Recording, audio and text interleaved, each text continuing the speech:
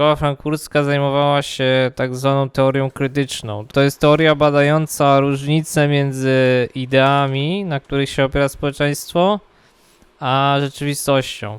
No a że opieramy się na ideach oświeceniowych, no to oni badali te różnice. Na jakich ideach opiera się współczesne społeczeństwo? Na demokracji, indywidualności, na wolności, na równości. No i chodzi o to, że generalnie te idee nie zostały spełnione. O jakiej mówimy równości, jak tak naprawdę, no społeczeństwo na przykład w zakresie bogactwa no, jest bardzo różne. Próbowano oczywiście to w poprzednich latach zrównać i skończyło się to bardzo źle. Teoria krytyczna jako teoria taka postmarksistowska pierwotnie nie zajmowała się właśnie z kwestiami ekonomicznymi, a bardziej właśnie takimi kulturowymi, ideologicznymi. Edukacja jest dobrym przykładem. Jak edukacja powstawała, no to powstawała z myślą właśnie o równości. No i w pewnym zakresie tak osiągnęliśmy równość w tym, że każdy potrafi czytać i pisać. Nie? Bogatsze dzieci mają lepszą edukację w obecnej szkole. No to jak instytucja szkoły równoważy te różnice? No nie da się tego zrobić. Sama szkoła frankfurcka opierała się na krytyce, mało było tam rozwiązań. No i było tam mało rozwiązań, no Fromm w swoich książkach właściwie miał jakieś tam rozwiązania. Jedną książką zaprzeczał drugą te rozwiązania. Marcuse był najostrzejszy. On uważał, że właśnie no to co obecnie dzisiaj mamy, czyli że jak weźmiesz takie ruchy najbardziej marginalizowane, tak? Dobrze mówię? Tak. Super, Dawid. To wtedy jakby podważysz wady systemu i to doprowadzi do jakichś zmian. Jak widzimy obecnie, no można kwestionować, czy to prowadzi do zmian ogólnie systemu. Szkoła frankfurcka na początku była dość optymistyczna, potem poszła w dość skrajny pesymizm, wręcz defetyzm. Bo przestała wierzyć, że cokolwiek da się zmienić, tak, że kapitalizm wygrał ostatecznie. Przez kapitalizm wiele się zmieniło u nas, w sensie w postrzeganiu świata, z czegoś, czego my sobie nie zdajemy sprawy. Dobrym przykładem są na przykład podróże. Jak sobie pomyślisz o dziadkach, no to oni nie potrzebują podróży. I to nie jest tak, że oni nie tyle co nie mogą podróżować, tylko że oni nie potrzebują potrzeby, żeby podróżować. No bo wychowali się w takim systemie, że nie można było, a teraz mogą, ale nie chcą, bo nie mają takiej potrzeby. Ta możliwość, wiesz, robienia wszystkiego, co możliwe i też to, że kapitalizm zachęca cię do tego, żebyś korzystała z wszystkiego. Czym jest na przykład obecny, wiesz, takie dla kobiet instagramowe influencerki, a dla facetów to takie Sigma Male, jak nie właśnie takim wzorem konsumpcji. Sam Marcuse tak uważał, że najpowszechniejsza filozofia zawsze utwierdza system w istnieniu. No ale to można też zobaczyć na przykład w kwestii matrymonialnych, że ty, Werka, nie patrzysz na faceta z perspektywy, że możesz z nim coś zbudować, tylko ty patrzysz, żeby wypełnił twoją checklistę. Musi być wysoki, jak produkt w sklepie. Nieprawda.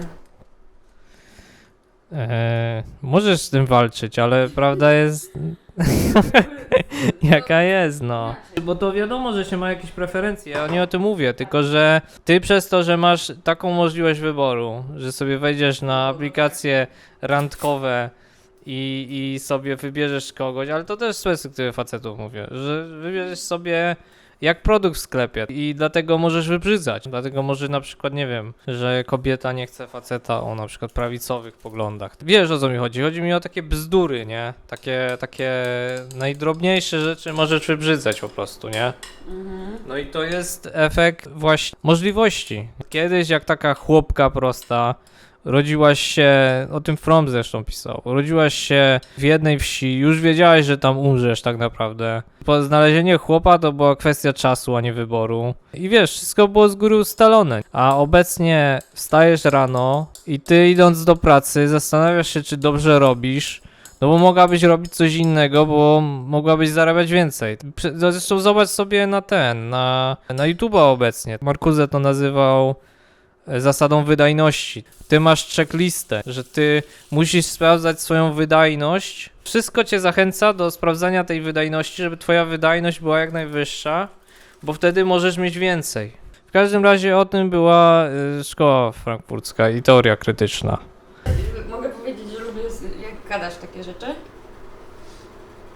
Głównie się lubię nie zgadzać z twoimi rzeczami.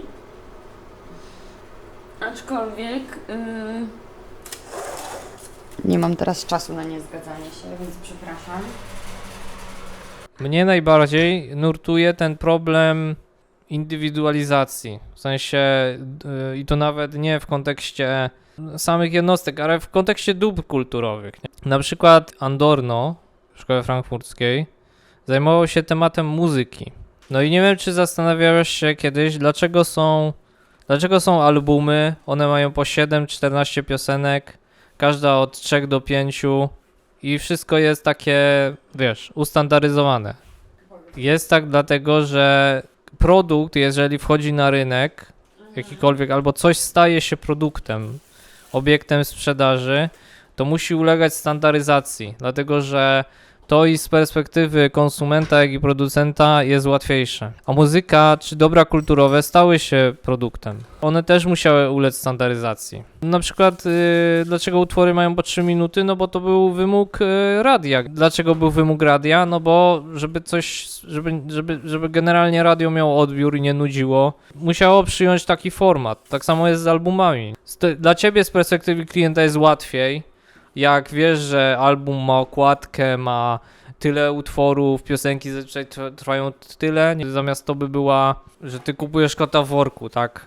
Kupujesz płytę CD i ty nie wiesz, co tam jest. Tak się stało też z kwestią samej muzyki, że kiedyś standaryzacja i wiesz, muzyka eksperymentalna to było w pewnym sensie jedno. W dzisiejszej muzyce to tą standaryzację widać, no masz refreny, masz zwrotki, nawet masz wyliczoną liczbę zwrotek zazwyczaj. I mnie to zastanawia nadal, jak to jest właśnie z tymi ludźmi, z tymi wyborami. Tak? Jak to jest, że masz tylu artystów, biorąc tylko rynek polski, masz tyle artystów, popularnych artystów, takich co mają największą popularność, możesz wyliczyć ilu? 10, tak? I oni mają jakby...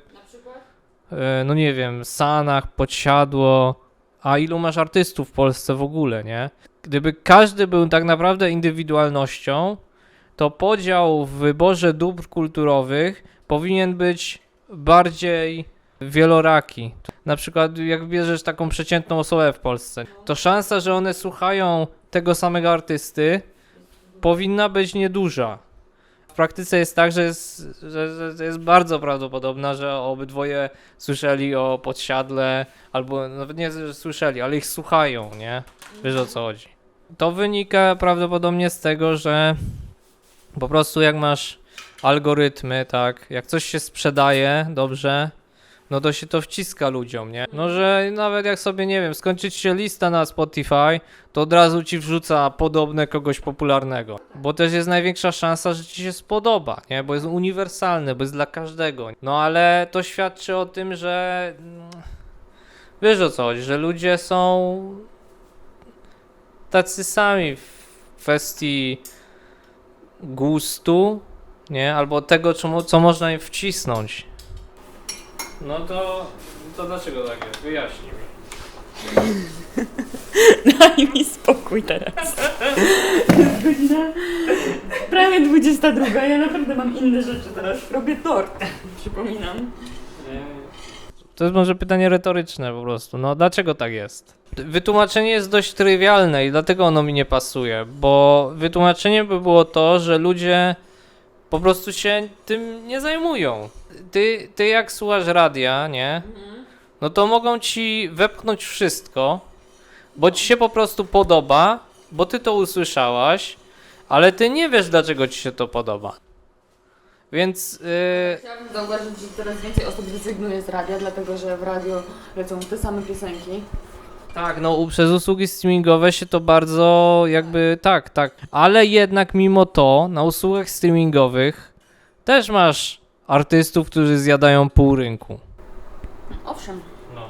Ale wtedy to jest jakby masz większy wpływ, w sensie większy wybór co do tego. No, masz większy wybór, tylko, ale to ci wyjaśniam, dlaczego większość ludzi ten wybór marnuje. No bo się tym nie zajmuje po prostu. Ta muzyka jest im wpychana do gardła. Tak? Przez algorytmy, przez radio i tak dalej. I dlatego mi się ta odpowiedź właśnie nie podoba, bo ona jest taka, wiesz... Bo nie podoba mi się, wiesz, takie wytłumaczenie, że coś by było lepiej, gdyby ludzie mieli większą świadomość. No bo to jest oczywiste, tak? No jakby ludzie więcej wiedzieli, to by, wiesz, inaczej nie robili, nie? Więc dlatego nie lubię tej odpowiedzi, ale boję się, że ona może być jedyna prawdziwa. Tak, może ty chcesz coś na koniec? Nie, nic, jest super. O, ASRM zrobimy.